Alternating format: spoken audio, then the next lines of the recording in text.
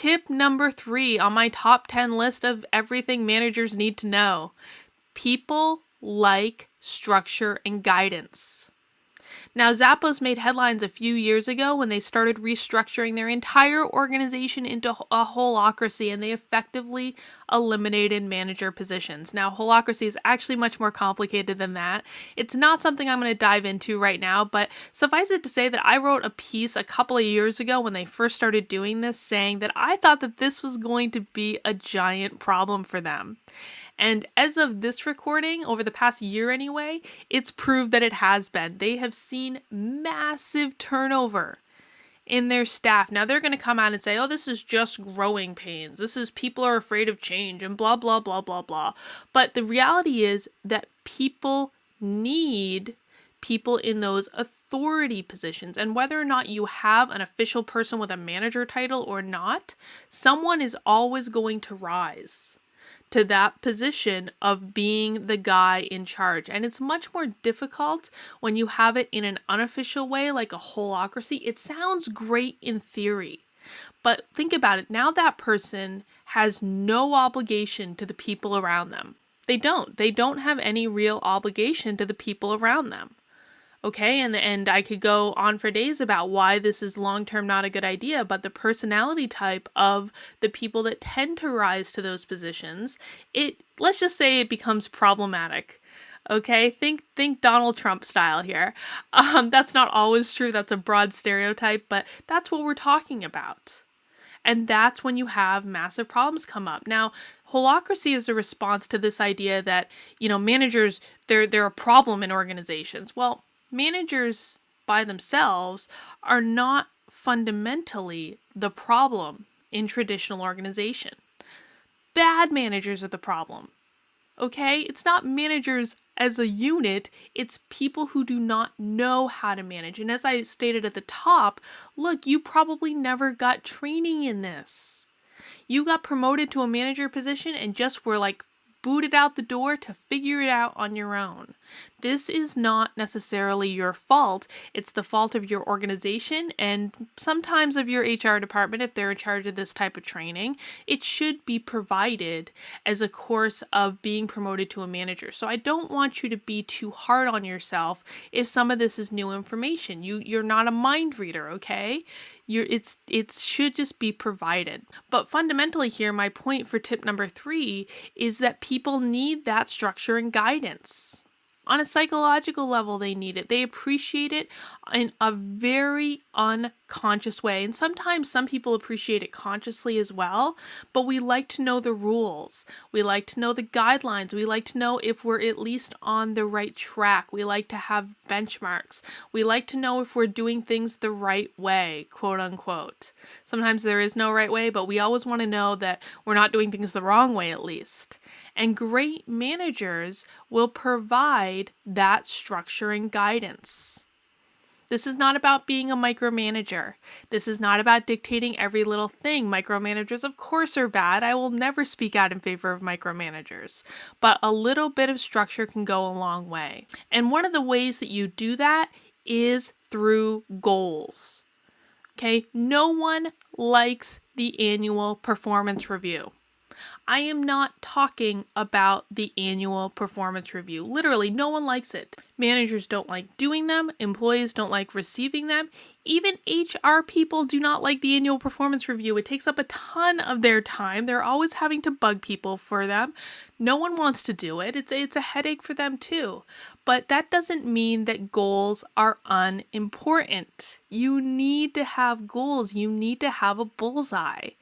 And the reason that you need to is that they show people progress in a way that hits on their intrinsic motivation points.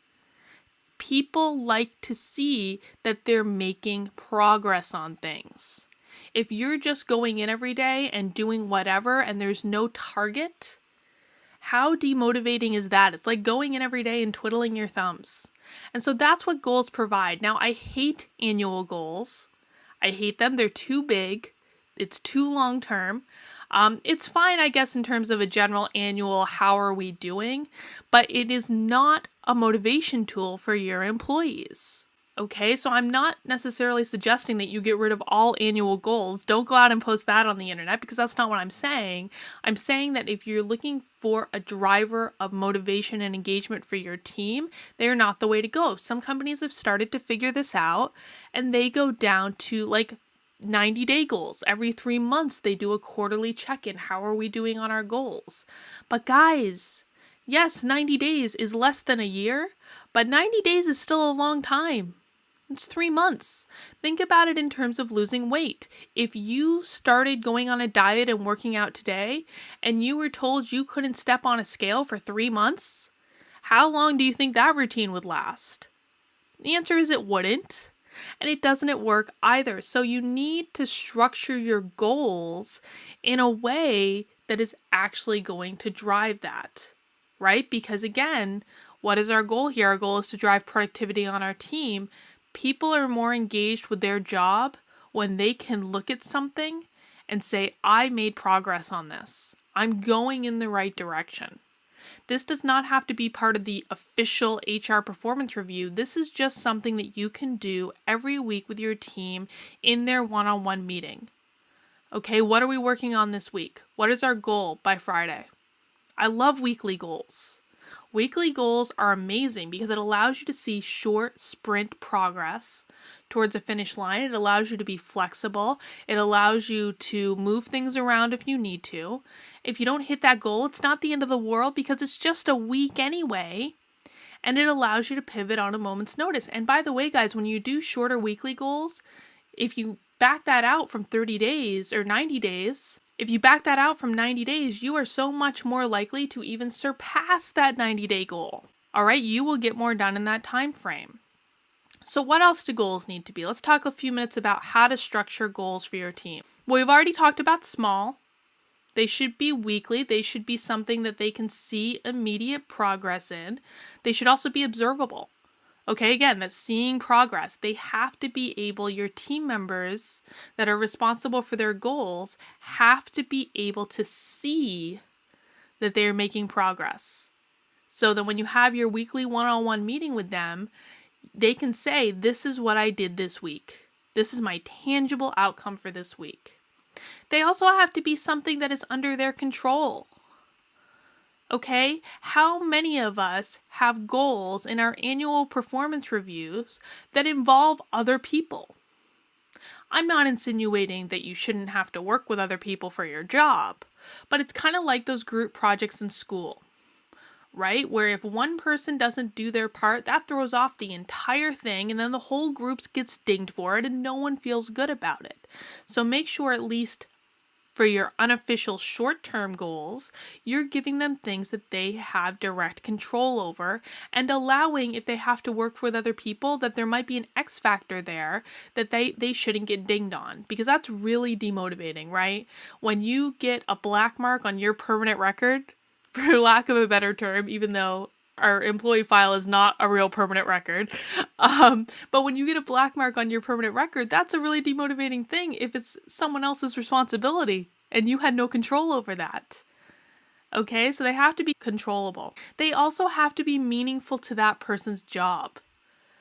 Okay, now I'm not saying that every once in a while people can't be given goals that are outside of their area of responsibility or stretch goals or something like that, but most of the time, as a general rule, it should be within the person's job description and meaningful to what they're trying to do. And lastly, and I labeled this as doable on the slide, but realistically I'm talking about being empowered here. The goals that you give people as a manager to provide, again, that structure and guidance.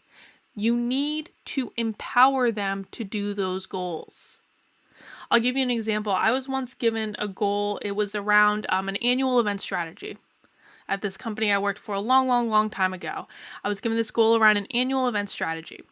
But I wasn't given budget to execute the event strategy. That was not available at all. I wasn't even allowed to make decisions about the events. Okay, I had to get approval from like 2 levels above me on every little minor thing. So I wasn't empowered to execute that goal. I literally had no resources and I had no decision-making capability. So that's not empowering. It was actually one of the most demotivating experiences of my life. It's like, what am I even doing here? Hire an event planner, you know? But that's what I'm talking about. You have to give your employee the ability to make decisions on these things, and we're going to talk a little bit more about that in a bit.